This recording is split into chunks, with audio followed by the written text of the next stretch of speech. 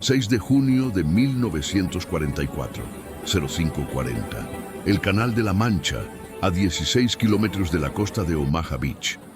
El aire era una mezcla nauseabunda de sal y diésel. No había horizontes, solo la oscuridad húmeda de la hora antes del amanecer, rasgada por los destellos lejanos de la artillería naval. Allí dentro, la oscuridad era otra, asfixiante, densa y llena del olor a vómito y acero oxidado. Estabas encogido hombro con otros 35 hombres de la Primera División de Infantería, cada uno cargando el peso de un anillo de acero enrollado en su valentía. Esta era la barcaza de desembarco que los alemanes llamaban Holzspielzeug, el juguete de madera, y mirando la tabla de madera contrachapada de 1,2 pulgadas que formaba su casco, casi les dabas la razón. El buque LST, Landing Craft Tank, que los transportaba, se balanceaba y crujía con el mar agitado, y los ruidos de la madera estallando parecían los huesos quebradizos de tu propio esqueleto. El sargento técnico Ben Carter, un granjero de Iowa que ahora era un maestro de máquinas, maldecía en voz baja el motor de gasolina de 90 caballos de vapor, que chirriaba y se ahogaba en medio del rugido de los cañones. Esta no era una belleza de líneas aerodinámicas. Era una bañera de fondo plano y nariz cuadrada, bautizada oficialmente como Landing Craft Vehicle Personnel, LCV. El mundo la conocería por el nombre de su creador, el Cam Higgins Boat. Para las centinelas en tierra, escondidas en las casamatas de hormigón del muro atlántico, esos pequeños puntos en el agua eran una broma militar. Buques de guerra de hierro macizo, el USS Texas, el HMS Warspite. Sí, esos eran peligrosos. Pero esas balsas de madera, el mayor Karl-Heinz Richter del 351 Batallón de Infantería recordó haber hecho burla en un informe.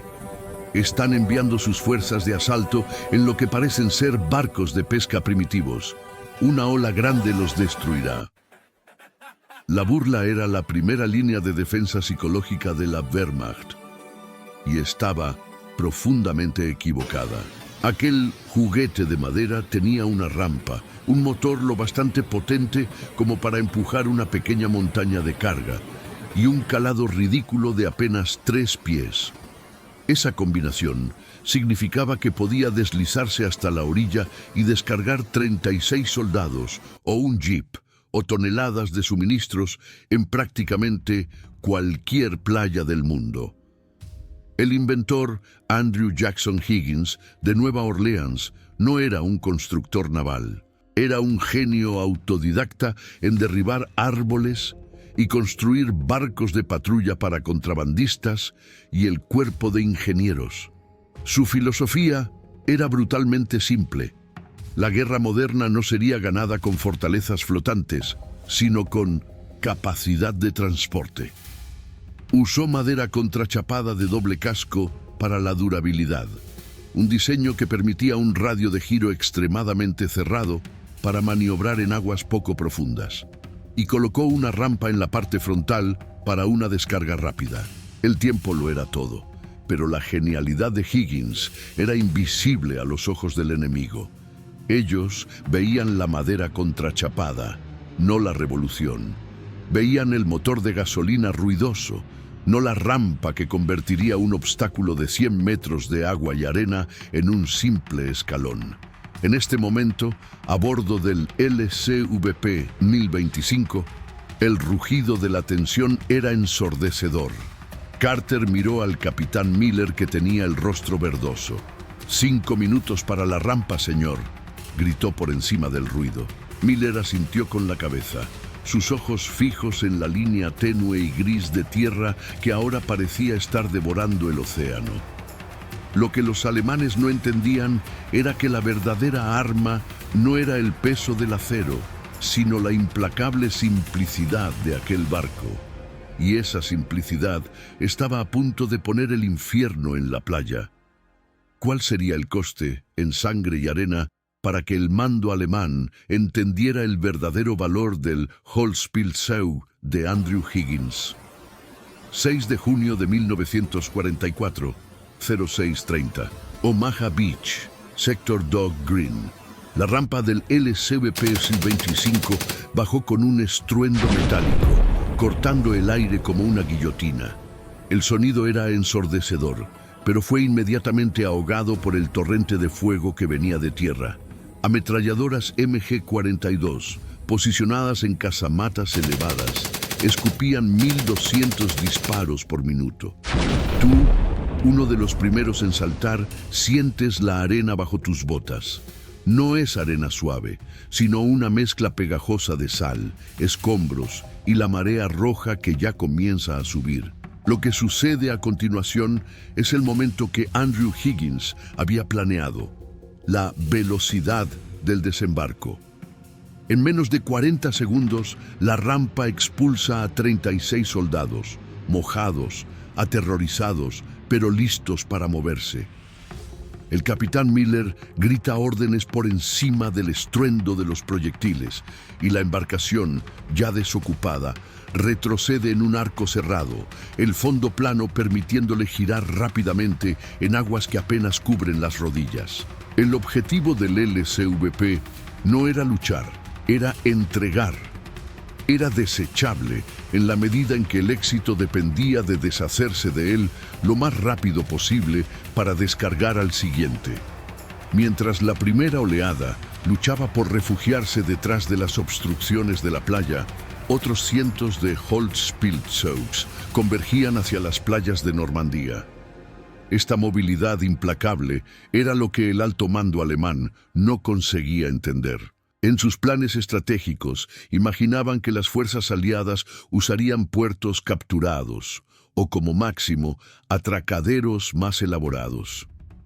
El coronel general Alfred Jodl, en un memorando tardío, admitió que la principal falla de inteligencia fue subestimar la logística simplificada del enemigo.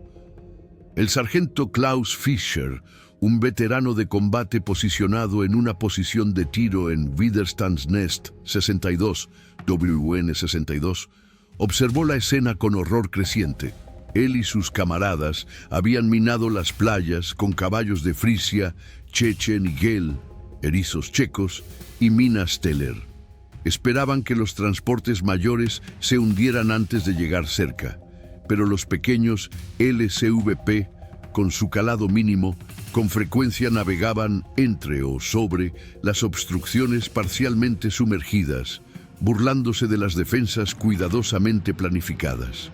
Traían ingenieros, explosivos y, más crucialmente, el flujo interminable de infantería. No era un buque de guerra, diría Fischer más tarde, durante un interrogatorio en Carentan. Era una cinta transportadora imparable que podía depositar hombres directamente en nuestro regazo. Y seguían llegando. No había fin. El arma verdadera del día D no fue el poder de fuego de un solo cañón, sino el volumen y la persistencia del desembarco. Cada LCVP era solo una pequeña gota, pero había miles de ellos. En un solo día, los Higgins Boats pusieron en tierra a más de 132.000 hombres y 20.000 vehículos ligeros. Mientras la batalla en la arena se volvía más desesperada, la rampa del LCVP SIL-25 era levantada y el barco, milagrosamente intacto, volvía para recoger a más soldados y suministros. Esa capacidad de ir y venir, de exponer a la infantería al peligro y sacarla del agua en segundos, era la pesadilla logística que Alemania había ignorado. El pequeño juguete de madera no era desechable. Era la llave maestra que estaba abriendo el muro atlántico, y en pocas horas, los prisioneros alemanes presenciarían el resultado de esa invasión. Junio de 1944, base de prisioneros de guerra, Campo 22, sur de Inglaterra. El jaleo y las carcajadas eran lo primero que el coronel Ulrich Brandt notó. Era un oficial de ingeniería de la Luftwaffe, capturado durante la evacuación de una posición avanzada. En medio del barro y el alambre de púas, Unos 50 de sus hombres estaban reunidos, pasando imágenes de propaganda impresa encontradas en los chalecos de los aliados. Se estaban riendo de los barcos de madera. «Parecen cajas de zapatos flotantes», se burló un sargento, señalando la imagen mal impresa de un LCVP. «Nuestros Sturmboote, botes de asalto, son de acero y tienen cañones. Los estadounidenses están luchando con barcos que un pescador rechazaría». Brandt, sin embargo, no rió. Su trabajo era construir fortalezas y reconocía una solución de ingeniería elegante cuando la veía, incluso aunque fuera fea. Había leído los informes preliminares sobre el desembarco en Sicilia, Operación Husky, y en Italia, Operación Avalanche, y la mención constante era la misma: la velocidad sorprendente de la construcción de cabezas de playa. Fue durante un interrogatorio en el Campo 22 que Brandt finalmente vio la lógica de Andrew Jackson Higgins. El oficial de inteligencia estadounidense, el mayor Thomas Vance, extendió una foto en blanco y negro del patio de Higgins Industries en Nueva Orleans. Parecía menos un astillero y más una línea de montaje de coches en masa. Sus astilleros estaban construyendo destructores, submarinos, buques que tardaban meses. Higgins construía estas unidades en lotes, explicó Vance, su tono casual haciendo la revelación aún más fría. En 1943, Higgins estaba produciendo más de 30 embarcaciones por día. La madera, en lugar de ser una señal de debilidad, era la capacidad de producción. El acero era lento y caro. La madera era rápida y abundante. Los astilleros navales tradicionales estaban sobrecargados. La fábrica de Higgins podía contratar carpinteros y artesanos. Una mina o un disparo de artillería hundía un buque de transporte de acero de alto valor. Un disparo destruía un LCVP, pero el coste de sustitución era insignificante y el siguiente ya estaba en camino. Higgins había invertido la lógica naval. El objetivo no era construir una fortaleza que durara, sino construir una herramienta desechable y de producción en masa que pudiera ser sustituida infinitamente. Brandt miró la imagen de la fábrica estadounidense, donde más de 20.000 hombres, incluidas mujeres y afroamericanos, trabajaban 24 horas al día. Lo que vio no fue un juguete. Vio una Shell máquina de guerra de capacidad industrial, sin paralelo en Europa. «No es que el barco sea bueno o mayor», dijo Brandt, con un tono ronco y repentinamente sobrio. «Es que ellos pueden hacer 10.000 de ellos. Y con cada 10.000 colocan a 360.000 hombres en cualquier costa». El mayor Vance asintió, con una sonrisa burlona. La risa de los alemanes se les atascaba en la garganta. No habían visto un barco de madera. Habían visto un motor logístico que transformaba la inmensidad del océano en un camino de entrega rápida. Y lo que vendría después, una vez que la puerta fuera derribada, sería una torrente de hierro y combustible que Alemania simplemente no tenía forma de igualar. Octubre de 1944. Interrogatorio de alto nivel. Londres. El general Hans von Falkenhausen, capturado tras la batalla del bosque de Hürtgen, era un hombre acostumbrado a ver el poder militar en términos de brigadas y blindados pesados. Participó en la planificación de las defensas del muro atlántico y tenía plena fe en que cualquier invasión sería aplastada en la línea de agua. Pero la realidad del campo de batalla lo había transformado. El mayor Vance, ahora el principal oficial de interrogatorio centrado en logística, colocó un mapa desplegado sobre la mesa. No era un mapa de maniobras tácticas, sino un diagrama de flujo de suministros. «General, usted ha visto las estadísticas de bajas en Normandía. Fueron altas, pero ¿cuántos camiones, tanques y galones de gasolina cree que pusimos en tierra en las primeras 2 semanas gracias a lo que usted llamó lanchas de juguete. Von Falkenhausen vaciló. Sabía que la resistencia alemana se había disuelto no solo por el combate, sino por el hambre de munición y combustible. Vance reveló las cifras. En 14 días, más de 700.000 hombres, casi 150.000 vehículos, más de 500.000 toneladas de suministros. Sus Marinefährprahm, barcazas de desembarco alemanas, son excelentes embarcaciones, general, lentas, robustas, difíciles de producir. Pero por cada día que ustedes lograban construir una, Andrew Higgins había construido 30 LSUPs, dijo Vance. La genialidad del Higgins Boat no estaba solo en su capacidad de llegar a la playa, sino en su capacidad de reabastecer el avance. Una vez que los aliados estaban en tierra, los mismos barcos que habían transportado soldados traían tanques Sherman, suministros médicos, comida y, crucialmente, combustible en bidones. El LSVP se convirtió en la columna vertebral de un sistema logístico que transformaba cualquier playa potencial en un muelle operativo. El coronel general Jodl no estaba equivocado cuando dijo que la verdadera amenaza era la capacidad ilimitada de movilizar fuerzas. Simplemente no imaginó que esa capacidad vendría embalada en madera contrachapada.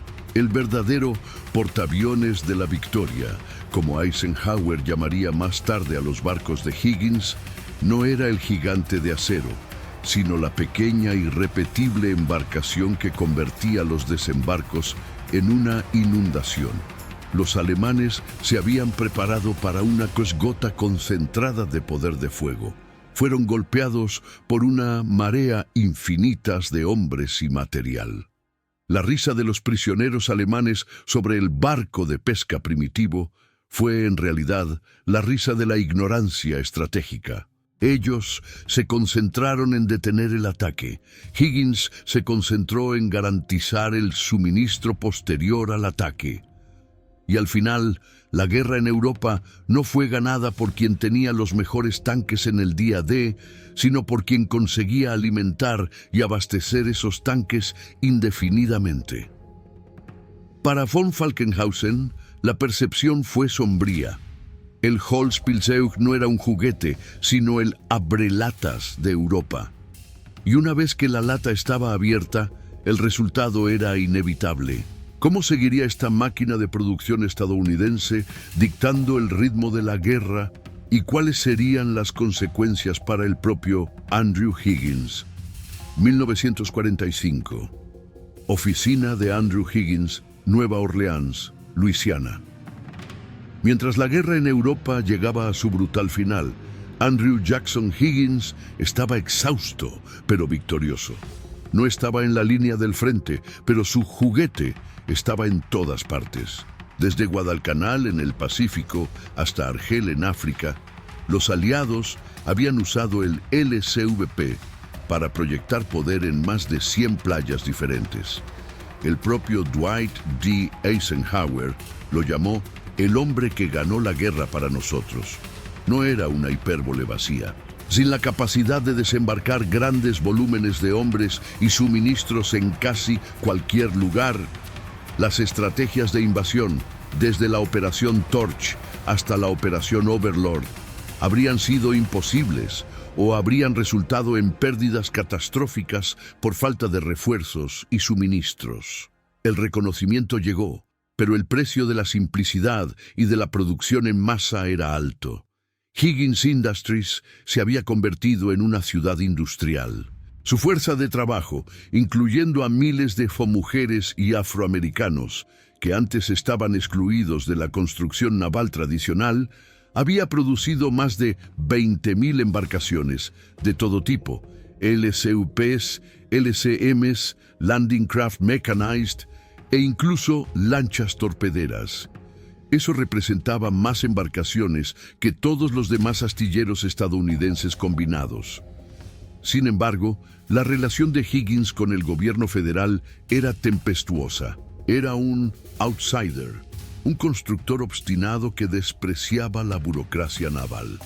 A menudo luchaba contra los almirantes que querían modificar su diseño simple, añadiendo blindaje o características innecesarias que harían la producción más lenta. Higgins sabía que el arma era la replicación en masa, no la mejora individual. Ellos querían decirme cómo construir un barco de combate.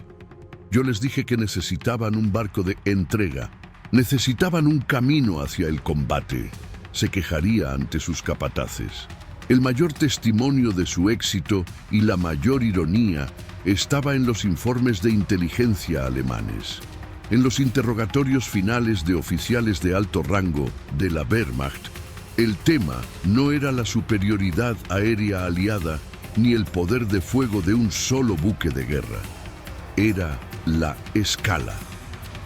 El mayor Karl Richter, que se había burlado del barco de pesca, concluyó: podríamos haber detenido a los tanques en la playa. Pero no se puede luchar contra un mar de hombres que está siendo reabastecido cada hora. No es la ingeniería del barco, es la ingeniería de la fábrica estadounidense lo que nos derrotó. El LSVP de madera, diseñado por un maestro de obras de pantano, no era un superarma, era la herramienta de palanca que transformó la vasta capacidad industrial de Estados Unidos en poder militar portátil. Con el fin de la guerra, la demanda por 20.000 barcos de desembarco desapareció instantáneamente. Higgins lucharía por convertir su vasta fábrica de nuevo a la producción civil, y su salud, desgastada por años de presión incesante, fallaría. El hombre que abrió el infierno para Europa terminaría sus días en relativa oscuridad. Pero el trabajo ya estaba hecho. La puerta, abierta por el crujido de aquella rampa de madera, estaba de par en par. El mundo nunca volvería a hacer la guerra sin el humilde, pero omnipresente Higgins Boat.